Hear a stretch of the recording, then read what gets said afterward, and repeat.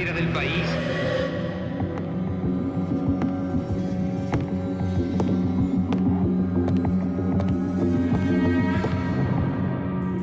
Este capítulo de nuestra historia comienza con la llegada al poder de la oligarquía conservadora y termina cuando el primer líder de masas del siglo XX es elegido presidente. Pero antes hagamos un pequeño repaso, recorramos la línea de tiempo.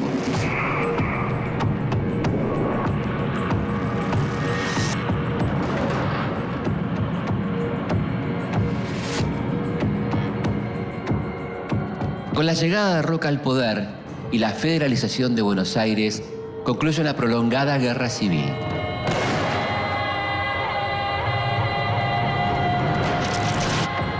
Argentina logró la organización institucional del país. Se incorporó a la economía mundial como exportador de materias primas y consiguió la ocupación de todo el territorio.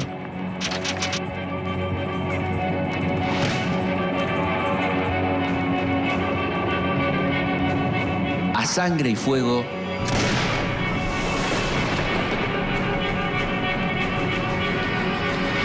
se ha conformado el Estado Nacional.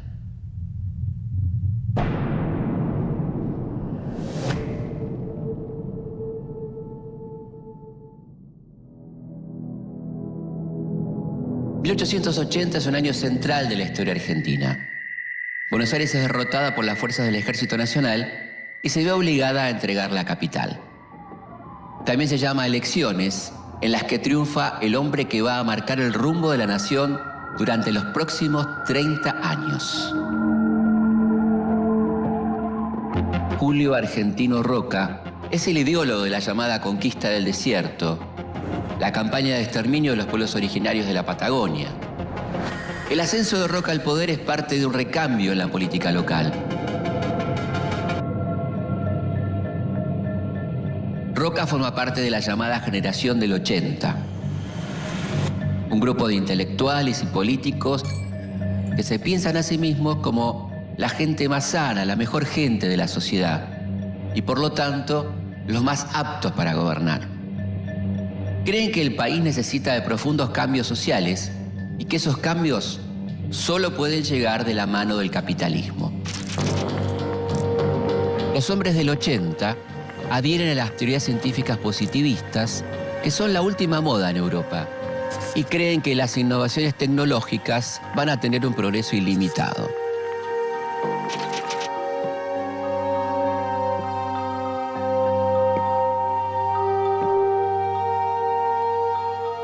Sienten un profundo desprecio por las clases populares y piensan que el progreso solo es posible bajo un rígido orden social.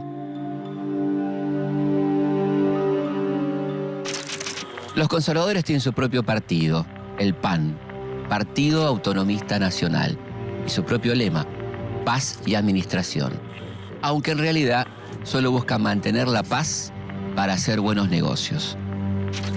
Mientras tanto, en Europa, el desarrollo del transporte terrestre y marítimo produce un movimiento impensado poco tiempo atrás. Ahora, las clases trabajadoras pueden emigrar de un continente a otro en busca de mejores condiciones de vida.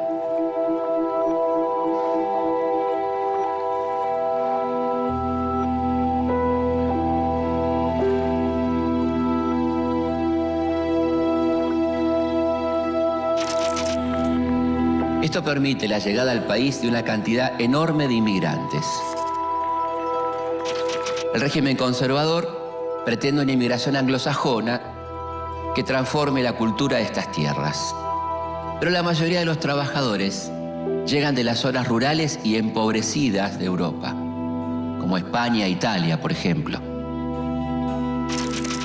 Ante el aluvión de extranjeros, en Buenos Aires se inaugura un para nada confortable hotel de inmigrantes, donde los recién llegados pueden alojarse por unos pocos días para después ser enviados hacia las zonas de trabajo. Durante la presidencia de Roca, aumentan las inversiones extranjeras en nuestro país sobre todo las británicas. Inglaterra pone el ojo en las tierras, los bancos, los frigoríficos y los ferrocarriles. En poco tiempo, se duplican los kilómetros de vías férreas que terminan su recorrido en el puerto de Buenos Aires para que nuestras carnes, cereales y cueros sean exportados a Europa.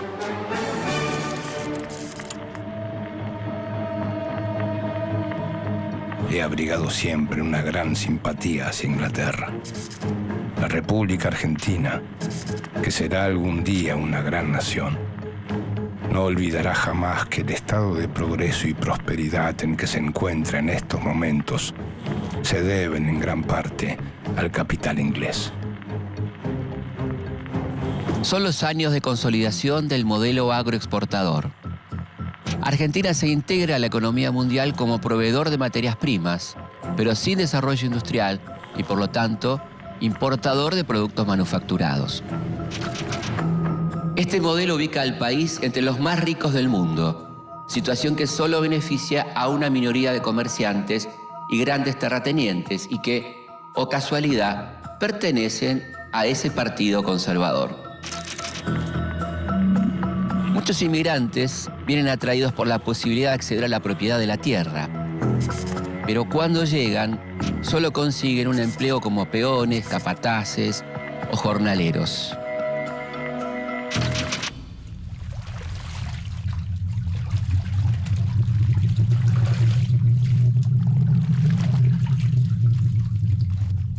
Gracias al fruto de su trabajo, muchos lograrán convertirse en pequeños comerciantes, constructores o chacareros de las ciudades y pueblos del interior.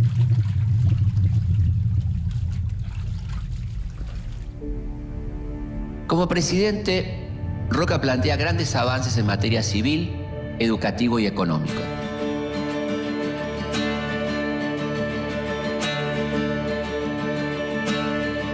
Roca también establece una moneda nacional, el argentino, que viene a reemplazar a la gran variedad de monedas que circulaban hasta el momento en el país.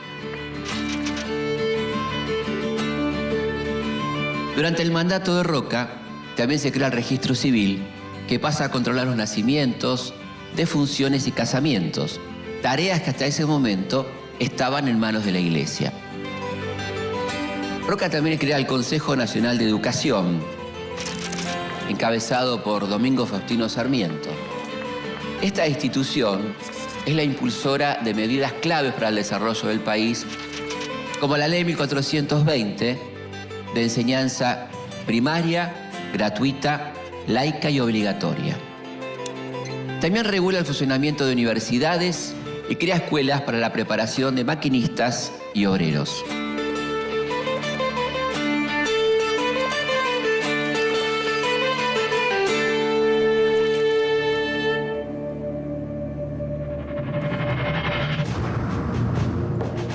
Los miembros de la generación del 80 creen que las mayorías populares no están preparadas para ejercer los mismos derechos que ellos. Cuando llegan las elecciones de 1886, Roca elige como sucesor a su concuñado, Miguel Juárez Celman. Y no hay mucho más para decidir.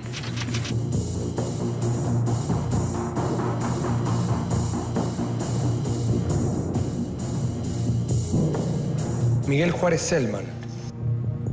Por eso es que no tienen ningún reparo en justificar el uso del fraude para mantenerse en el poder.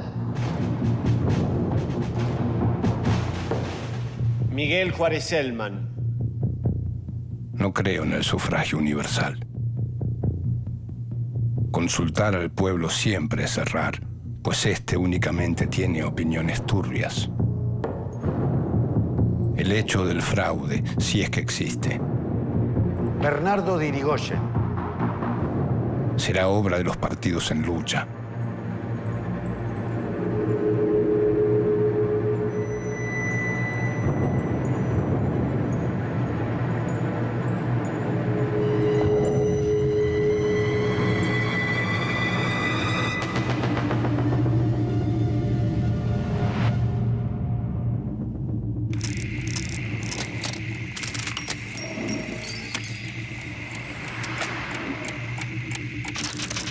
Como presidente, Miguel Ángel Juárez Celman lleva adelante una política liberal sin intervención del Estado.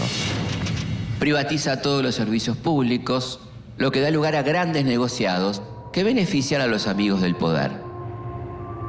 Estos sectores, conocidos como grupos juaristas, toman una gran fuerza durante su mandato.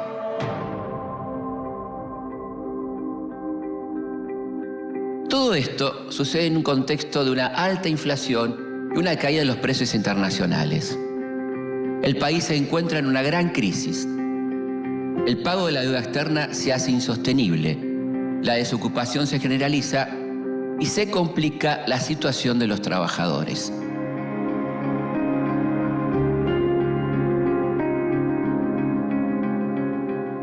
La política de Juárez Celman, sumada a la corrupción y la crisis económica, afianzan el surgimiento de la oposición.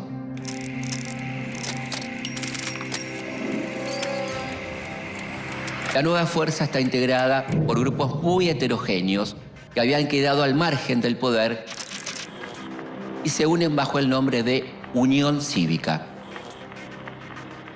Rápidamente se convierte en la primera amenaza a la hegemonía del PAN. Uno de sus máximos referentes es un apasionado abogado y orador de barricada.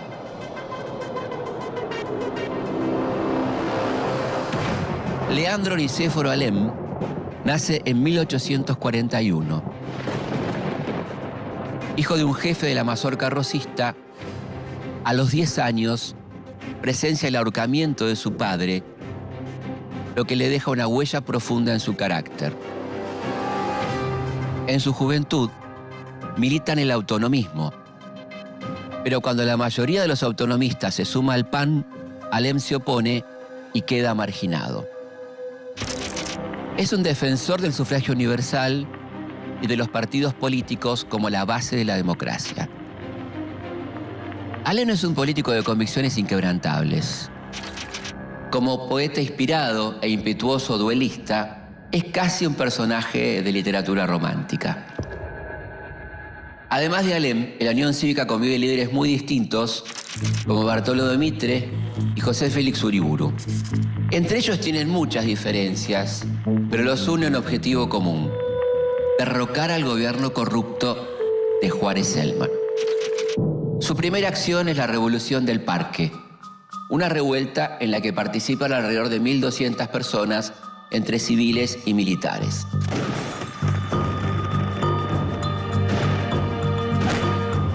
Ni en Europa ni en América podía encontrarse en estos tiempos un gobierno que se le parezca. La codicia ha sido su inspiración. La corrupción ha sido su medio.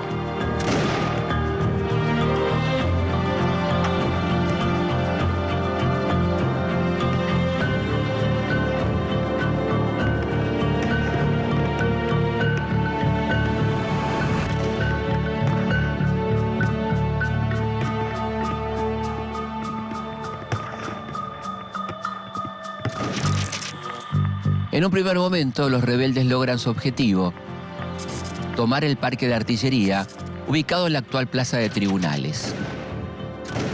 Pero luego de 3 días de intensos combates, son derrotados. Los muertos y heridos de ambos bandos se cuentan por cientos.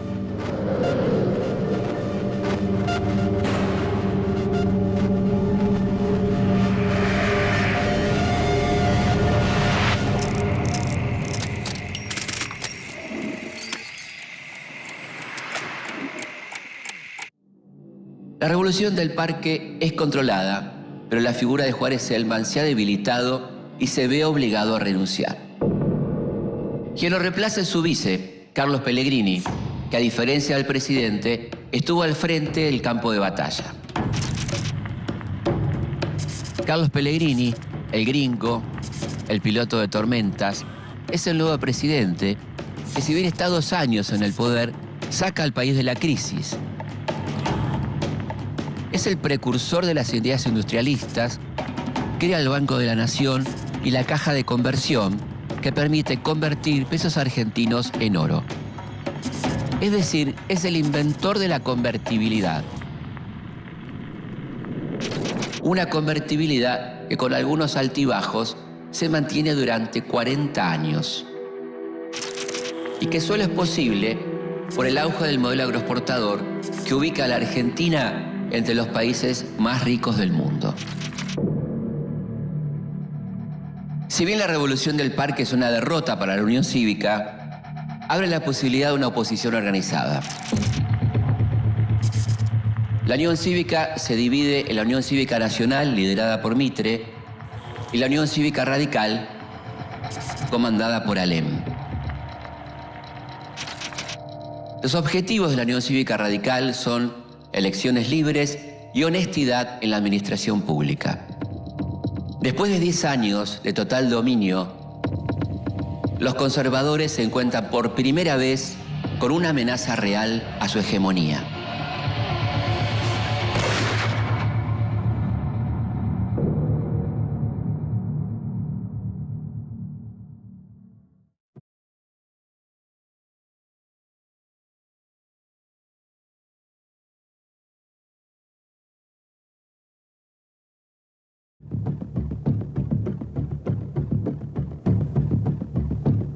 Estamos en 1891. Los conservadores llevan 11 años en el poder gracias al fraude. Y este año surge el primer partido político moderno de la Argentina, la primera amenaza firme a la hegemonía de los conservadores, la Unión Cívica Radical.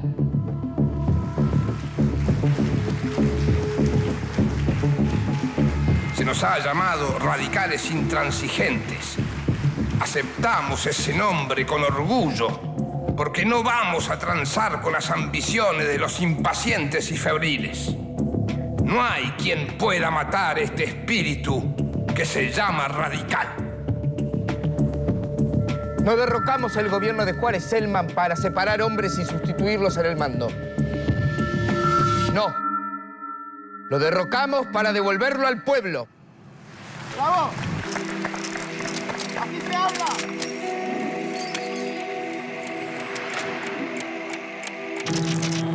Mientras la UCR se organiza, Pellegrini trata de sacar al país de la crisis económica. Pide a los empresarios y banqueros un préstamo para pagar la deuda y está dispuesto a responder al empréstito como sea. El objetivo de la UCR es ambicioso. Buscan depurar el poder, acabar con el fraude y la corrupción. En las elecciones de 1892, la UCR asume la abstención revolucionaria. Decide no participar porque los comicios se realizan bajo estado de sitio y con cientos de opositores presos. Sin oposición y con la ayuda del fraude, se convierte en presidente el candidato de Roca, Luis Sáenz Peña.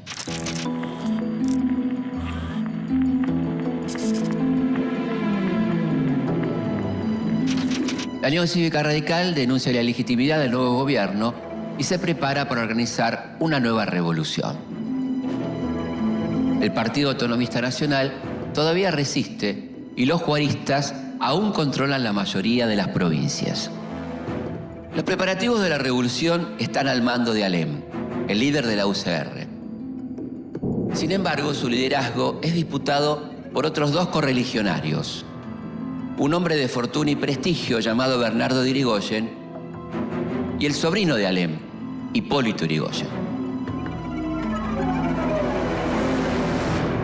Juan Hipólito del Sagrado Corazón de Jesús Yrigoyen nace en 1852 en la ciudad de Buenos Aires.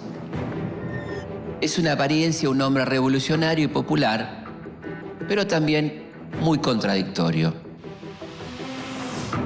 En los últimos años ha tomado mucha fuerza y ha convertido a la Unión Cívica Radical bonaerense en una poderosa organización. Sin embargo, son muchos los que dentro de la Unión Cívica Radical desconfían de él y de su estilo. Sobre todo aquellos dirigentes más ligados a las clases altas. Yrigoyen odia las fotos y no le gusta dar discursos. Sin embargo, ya se perfila como un gran líder. En los próximos 40 años va a ser el personaje más amado por el pueblo y el más odiado por las élites. El 28 de julio de 1893 estalla la Segunda Revolución Radical.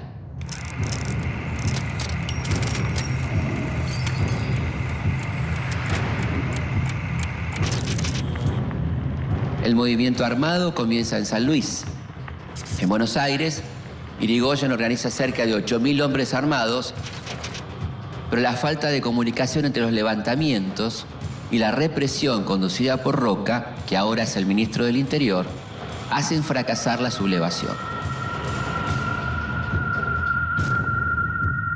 Para evitar un baño de sangre, Irigoyen disuelve el gobierno revolucionario.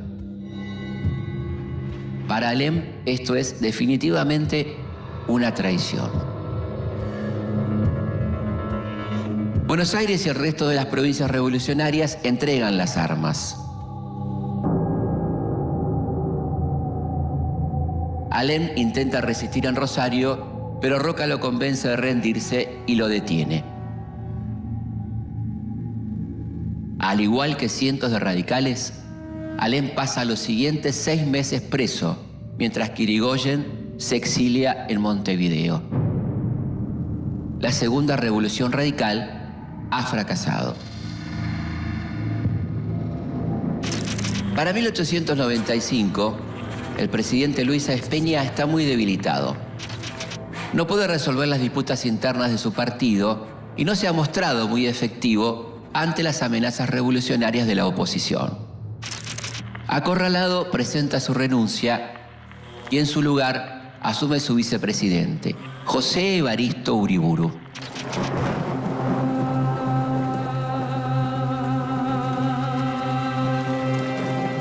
Los que conocen a Alem saben que atraviesa un momento difícil.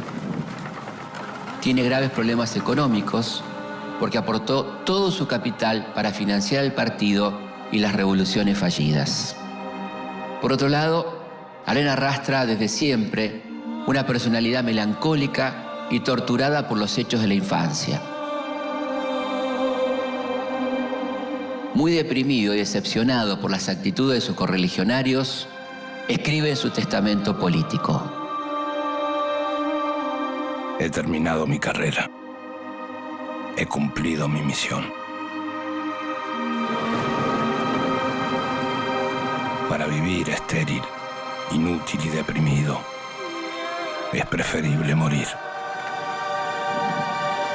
Sí, que se rompa, pero que no se doble.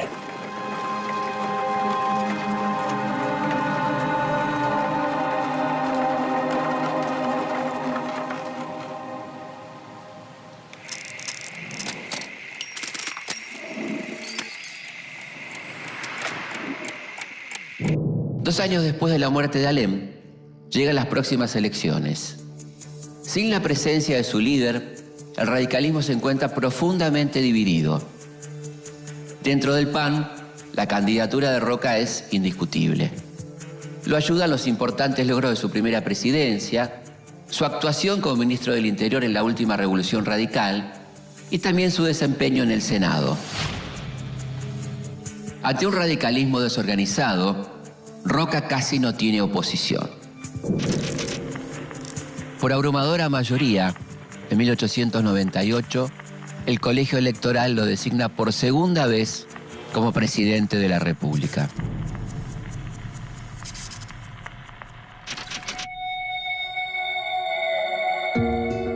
Durante el segundo mandato de Roca, Hipólito Yrigoyen reorganiza la Unión Cívica Radical. Los principios son los mismos: respetar la Constitución, reconquistar la vida cívica y la austeridad democrática. Acusan al gobierno de no respetar las autonomías provinciales y abusar de la administración pública. Según ellos, todo esto hace al régimen conservador ilegítimo y eso justifica el uso de la fuerza para reemplazarlo del poder.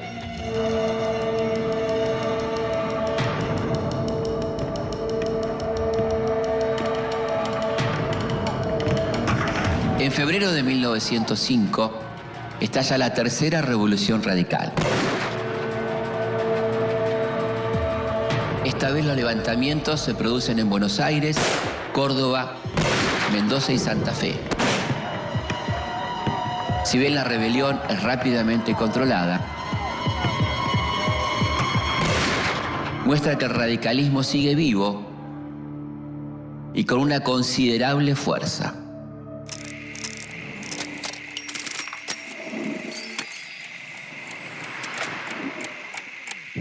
No solo los radicales se levantan en contra del gobierno por estos días. Los trabajadores también se hacen escuchar con manifestaciones cada vez más importantes. Los millones de inmigrantes que llegan desde Europa no solamente traen su fuerza de trabajo. Con ellos también llegan las ideas anarquistas y socialistas, movimientos que pondrán en jaque a los futuros gobiernos de la Argentina.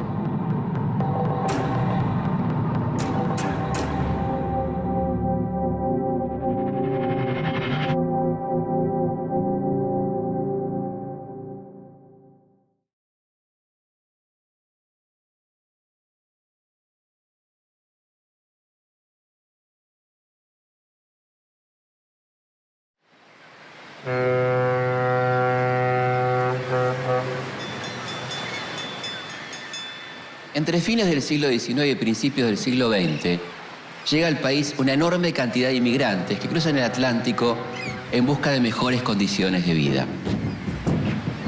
Los sucesivos gobiernos argentinos fomentan la inmigración, esperando que lleguen industriosos trabajadores sajones del norte de Europa que transformen nuestro país. Pero eso no sucede porque el modelo económico agroexportador de nuestro país no desarrolla la industria y por lo tanto no ofrece puestos de trabajo en ese sector. En su mayoría, los recién llegados son campesinos del sur empobrecido. La paga es mejor que en sus países de origen, pero las condiciones de vida y de trabajo son pésimas. Desde el comienzo de este aluvión inmigratorio, los obreros buscan organizarse para mejorar su situación.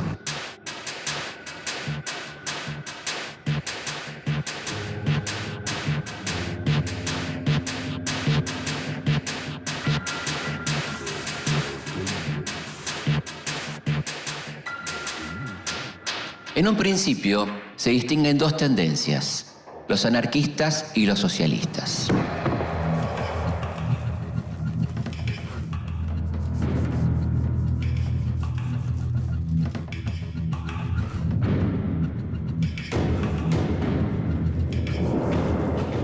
Los socialistas ven a la política criolla más preocupada por alcanzar el poder que en definir un programa de gobierno.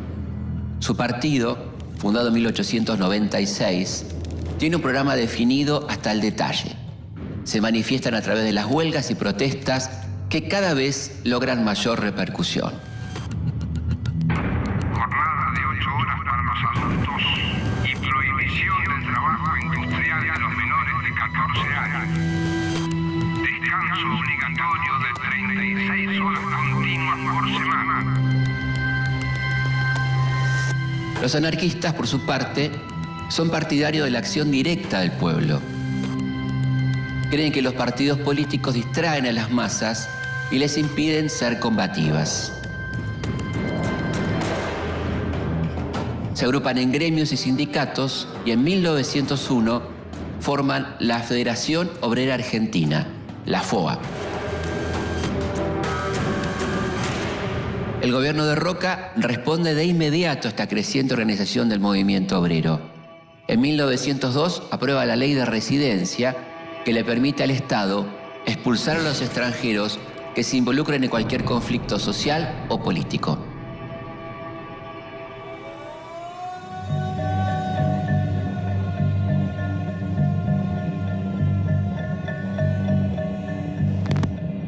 También aprueba la ley de servicio militar obligatorio para todos los varones de 20 años.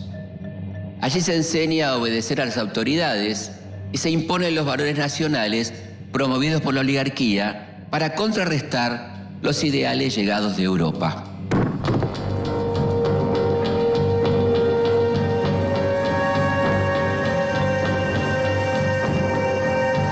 Pero a pesar de los esfuerzos del gobierno, los obreros no se rinden. Siguen con las huelgas y manifestaciones, luchando por salir de la miseria y la explotación a la que son condenados.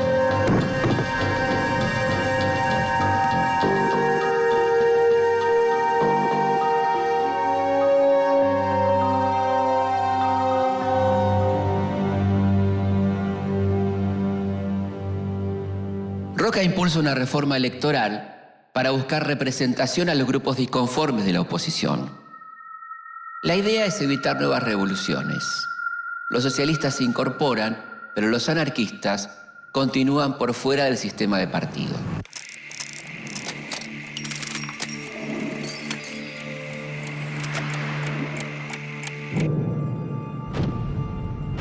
Cuando en 1904 llegan las nuevas elecciones presidenciales, la continuidad de su gobierno se vuelve a decidir entre un círculo selecto de los conservadores. Roca logra imponer a su sucesor y deja el poder en manos de Manuel Quintana, que se impone en fraudulentos comicios sin oposición. Pero Quintana se enferma gravemente y en pocos meses asume su vice, Figueroa Alcorta, un conservador de tendencia liberal.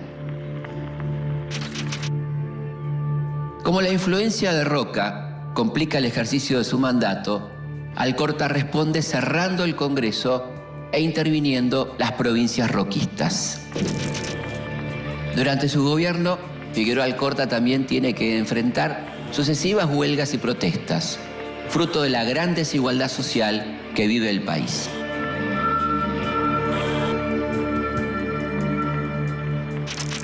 En 1907 tiene lugar una huelga muy particular, la huelga de inquilinos.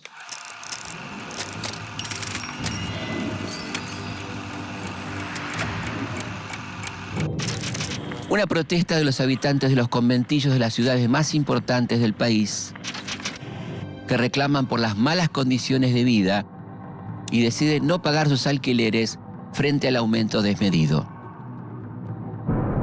Pero a pesar de los desalojos, de la ley de residencia que amenaza con expulsar a los extranjeros y de la intervención policial, los obreros vuelven a levantarse denunciando sus pésimas condiciones de vida y trabajo.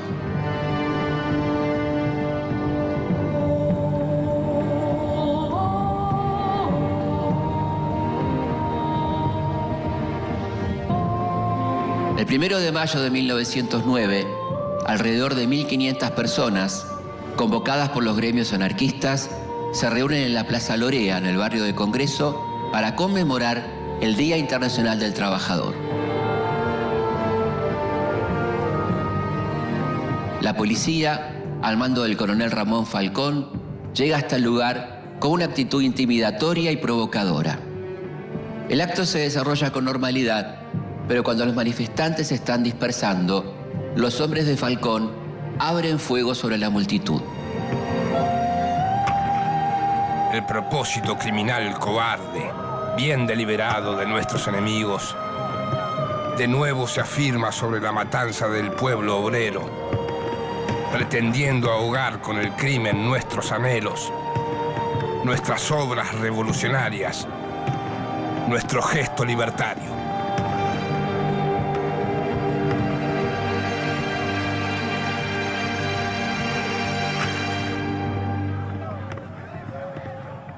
Esta feroz represión deja un saldo de 14 muertos y alrededor de 80 heridos. Y da inicio a una semana que va a ser historia, la Semana Roja.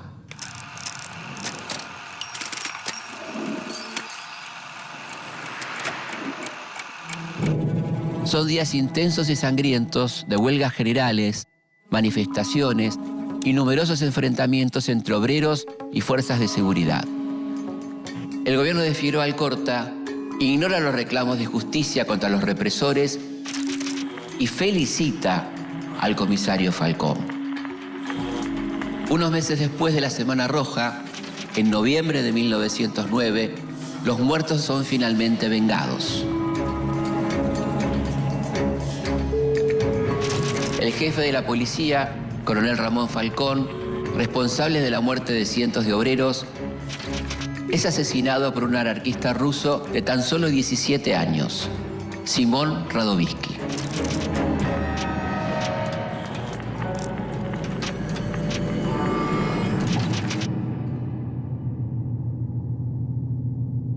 A pesar de este contexto de gran conflictividad social, el comercio exterior aumenta notablemente, lo que produce un periodo de prosperidad para las finanzas públicas.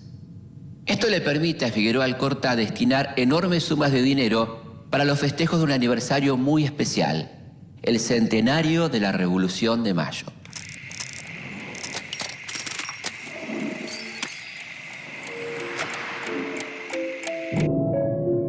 A principios de 1910 se acercan unas nuevas elecciones. Los anarquistas repudian las elecciones por considerarlas una maniobra de la burguesía fraudulenta y los socialistas se ven seriamente perjudicados porque ni los extranjeros ni las mujeres pueden votar. Nuevamente el fraude electoral es protagonista y se impone el candidato de Figueroa Alcorta, Roque Sáenz Peña. Entre abril y mayo de 1910, la Fora llama a un paro general. Se denuncia que en Argentina no hay libertad. Organizan una enorme manifestación a la cual concurren entre 40.000 y 100.000 trabajadores. El 13 de mayo se establece el estado de sitio para festejar el centenario en paz. Durante el estado de sitio, por las noches, bandas de jóvenes de clase alta se suman a la represión. Son universitarios y miembros del Jockey Club que junto a la policía atacan la redacción de los diarios anarquistas y socialistas y locales judíos, turcos y armenios. Las comisarías y las cárceles desbordan de anarquistas, pero los obreros no se rinden. Explotan bombas en distintos sitios de la ciudad. Rápidamente se sanciona una ley que prohíbe la entrada de anarquistas al país y se establece la pena de muerte contra aquellos que cometan atentados. Además, se pena con la cárcel a toda persona que imprima o difunda material anarquista.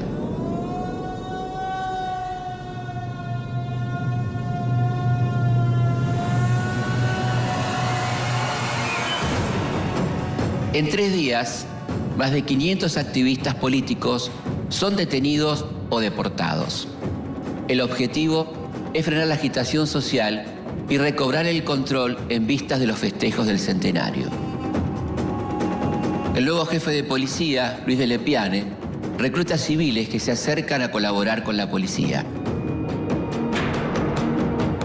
Los nuevos integrantes reciben una credencial en donde se acredita su pertenencia honoraria a la fuerza.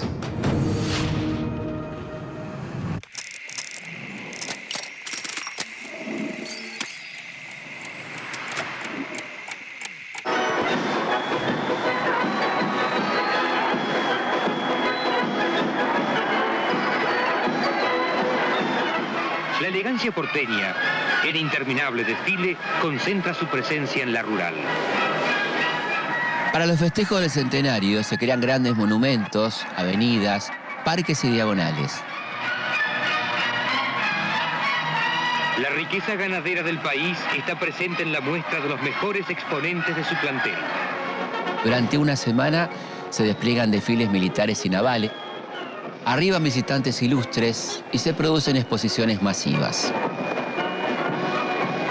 Los fastuosos festejos del centenario le sirven a la élite para demostrar que la Argentina ha entrado al grupo de los países más prósperos del mundo, que esto ha sido posible gracias a las políticas que los conservadores liberales vienen impulsando desde 1862. La fiesta no es para todos. La desigualdad social es enorme y son muchos los que no reciben ningún beneficio de la prosperidad del país.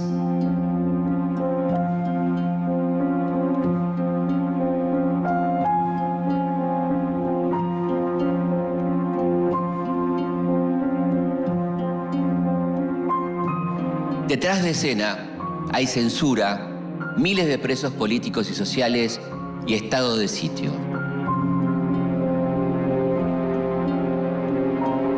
Para muchos de los habitantes de la ciudad no hay nada que festejar.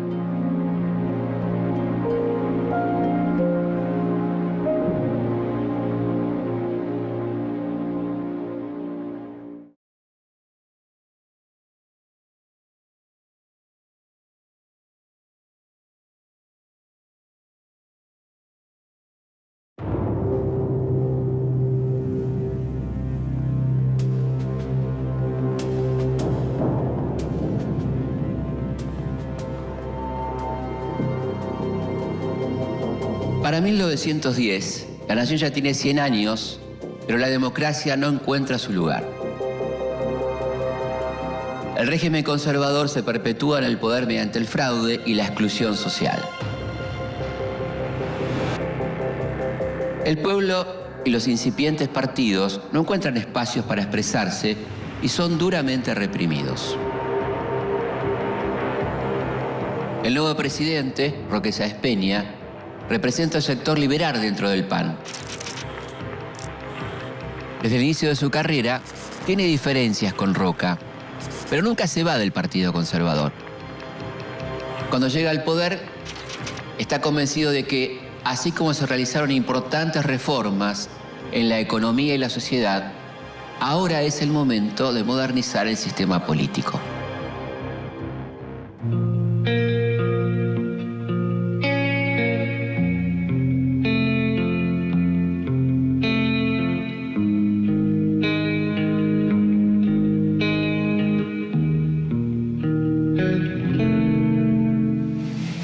El nuevo presidente quiere integrar a los radicales y a los socialistas al sistema electoral para aumentar la legitimidad política del gobierno, modernizar el Partido Conservador y también avanzar en la solución del problema anarquista, trasladando la protesta de la calle al Parlamento.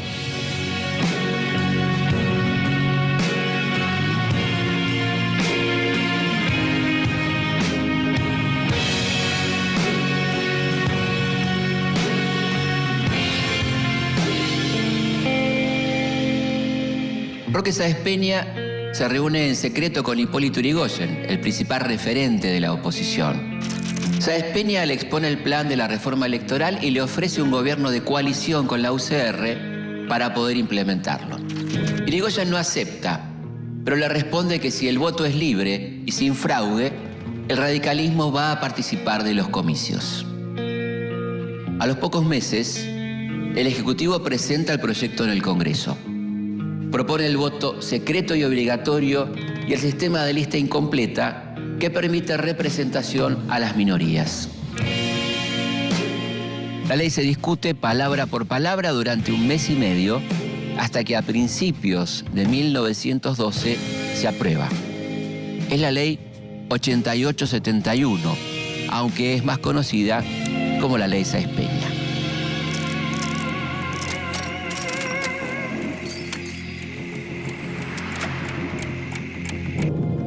La ley es un importante avance para la participación democrática,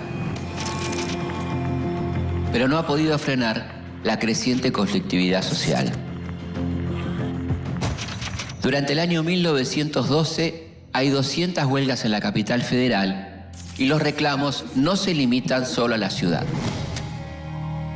En la colonia de Alcorta, en la provincia de Santa Fe, un grupo de pequeños arrendatarios rurales inicia una protesta. Son en su mayoría inmigrantes que reclaman por las pésimas condiciones de alquiler de las tierras. El conflicto que evidencia las necesidades del sector se extiende a Buenos Aires y a Córdoba. Pronto se suman los chacareros en reclamo por las condiciones desiguales de comercialización de sus productos.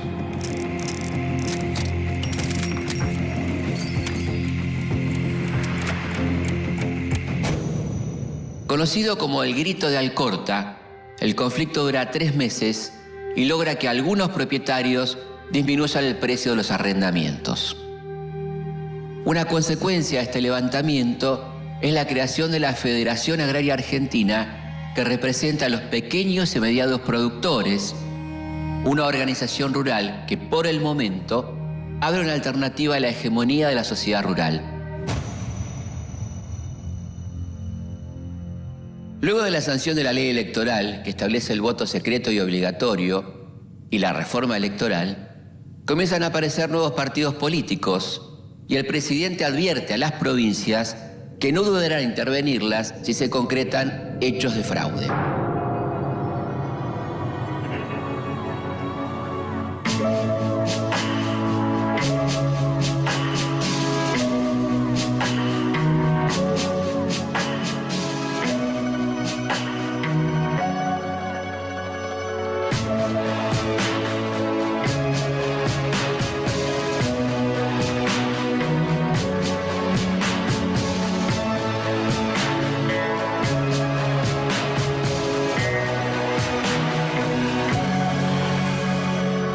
Finalmente llega el día esperado. Después de años de fraude, la democracia da su primer paso. Las primeras elecciones libres se producen en Santa Fe y la capital federal. En ambas gana la Unión Cívica Radical con comodidad. El oficialismo, a pesar de haber comprado votos, pierde por un amplio margen. Estos resultados llevan al presidente a convocar a sus seguidores y a formar un partido nacional unificado que triunfa en Córdoba, Tucumán y Salta. Estas victorias le dan un poco de aire a los conservadores, pero no por mucho tiempo. Se acercan las elecciones presidenciales de 1916 y enfrente tienen a Hipólito Yrigoyen.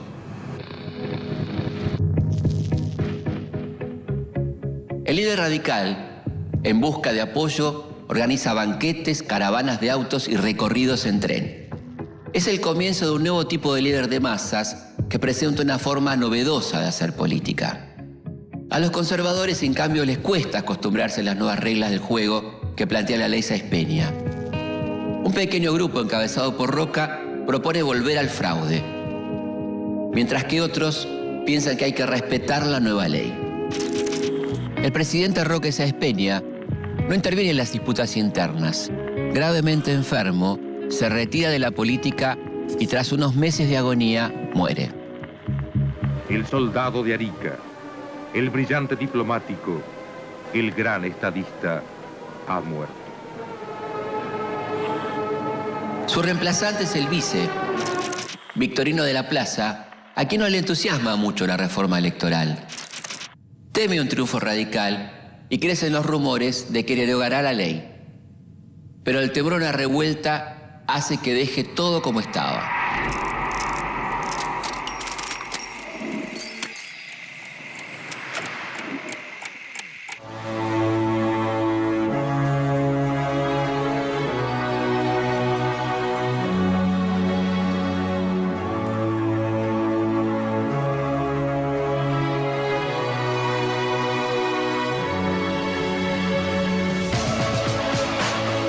Finalmente, el gran día llega. En las elecciones vota cerca del 60% de un padrón conformado solo por hombres.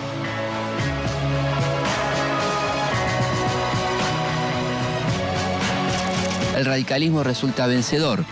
Hipólito Yrigoyen se convierte en el primer presidente argentino elegido democráticamente. Hipólito Yrigoyen asume la presidencia acompañado por una multitud. Nunca antes había sucedido algo así. Ese día, sus partidarios desatan los caballos de su carruaje y lo llevan a pulso hasta la Casa de Gobierno. ¿Qué mejor imagen puede definir la democracia?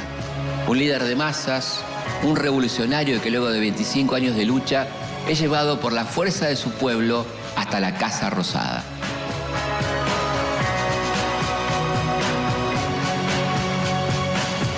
Para 1916, el país tiene un sistema político con mayor legitimidad.